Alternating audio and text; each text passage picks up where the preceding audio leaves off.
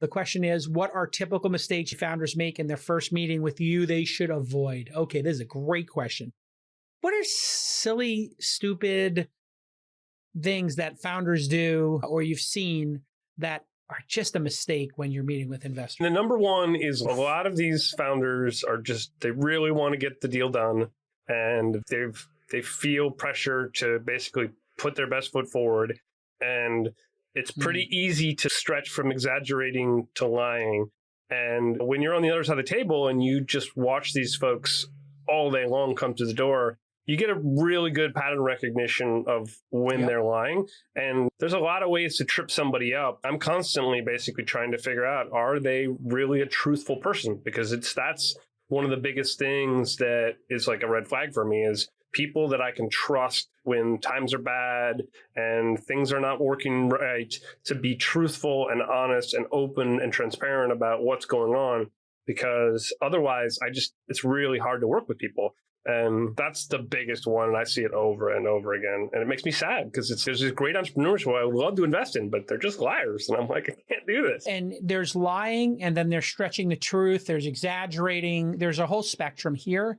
And I think what's important in what you're saying is, as an investor, we know imposter syndrome. We know that you don't think you're adequate. We know that you're concerned you only have 3 paying customers and one of them doesn't actually use the product and the other one's your friend from college. And you really, at the end of the day, only have 1 paying customer. And we are okay with that because we've invested in companies over and over again and watched this collection of ragtag misfits and pirates create something of massive value from nothing. We understand that. So there is no actual need to exaggerate to us.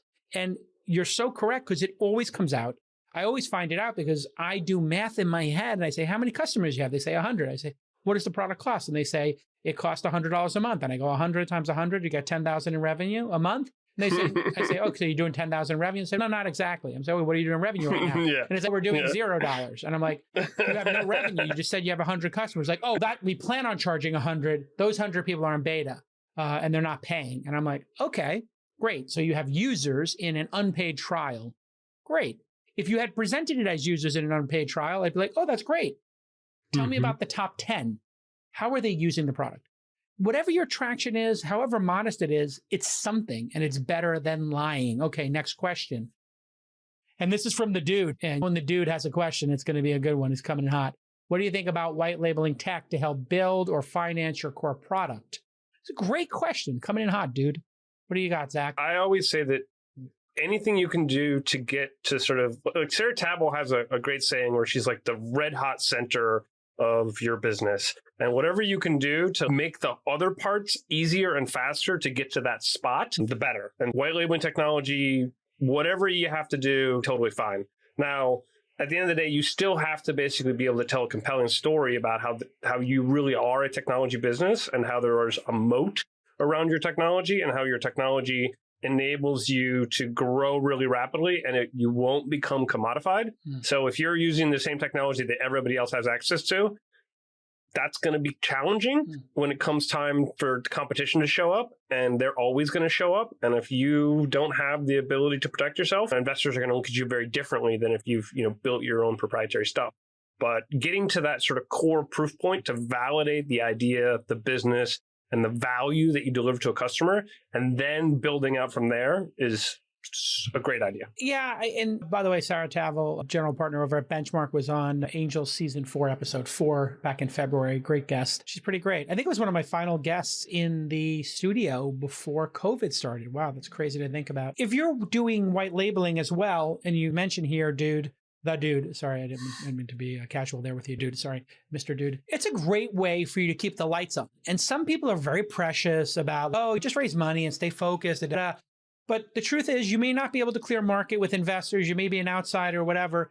If you get 3 people to take a white label version of your product and you own all the code and they're giving you $5,000 a month each or $15,000 a year each, and that keeps the lights on, great. Keep the lights on. And then you can launch the web-based product that is not white label for everybody else based on what you learned on their nickel. I'm not precious about it. Whatever it takes to get to product market fit to get that burning ember at the core of your product, not a problem. Now, if you do have a consumer-based product and you're like, should I have a white label and a consumer? Those are two businesses. Yeah. Hard to run both in the same company, isn't it, Zach? Yeah, absolutely.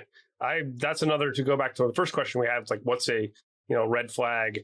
Whenever you have two different things going on that have different focuses and different like areas of attention that are required, and you have to make different decisions for those two things, it's a huge red flag for me. Because at the end of the day, when you actually find product market fit, what happens is that the things that used to be really hard, revenue, customers, traction, actually becomes really easy, because all these people see this value and they just come running for what you have, and you start growing really rapidly. But what happens is all the things that used to be easy, managing your company, scaling, keeping up with growth, becomes really hard because you're growing really rapidly. And when that happens, entrepreneurs need to be really focused on basically growth. And they need to go from basically putting their energies against making things work to putting their energies towards simplifying and making things simple so that it can keep up with that growth. And what I find is that if you're distracted doing multiple things, you get totally crushed during that period. And also, it's a really good indication that you actually haven't found product market fit, because every entrepreneur I know who, once they find it, they get that idea really rapidly and they start discarding everything that gets in their way of the one thing that is 10x, that is growing like crazy. Yeah. The most famous example was Groupon, and the founder had started Groupon inside of another company that was doing like petitions and lobbying, this petition website. And then people started using the petition website to petition to get 2-for-1 meals. Yeah. He was like, wait a second, there's a restaurant downstairs. Let's see if we can petition them to do this. And it was like, okay, it's a petition. They were like, you know what? Who cares about this petition to get Buffy the Vampire Slayer back on TV or whatever, or the stupid Comedy Central thing back on? Let's just focus on creating customers through deals. And they created an entire category. And as Andrew, the founder of Groupon, told me, it wasn't even his choice. The entire company didn't want to work on what was slow growth. They all just moved to the side of the ship where all the fish were coming in, and everybody just stuck their fishing rods and went to the other side of the ship to go fishing on the other side. Every startup needs to ensure they own their intellectual property, or IP for short, and that starts with filing your trademark. I have been filing trademarks for 30 years, and I know what I'm talking about. It's one of those things that people forget to do, or they put at the bottom of their list, and I understand that. It's a pain in the neck, but it is not a pain in the neck anymore.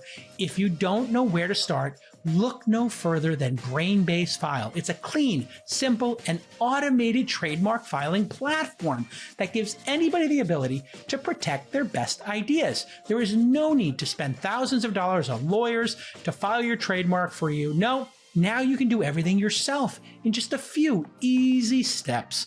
Brainbase File gives you goods and services recommendations using AI, so you can avoid the back and forth with the U.S. Patent and Trademark Office, USPTO, and you can eliminate human error.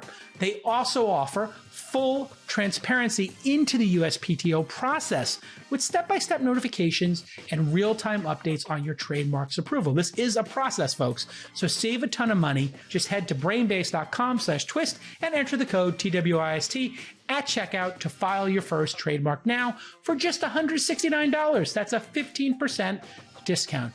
That's right, brainbase.com/twist and enter the code TWIST at checkout to file your first trademark now for just $169.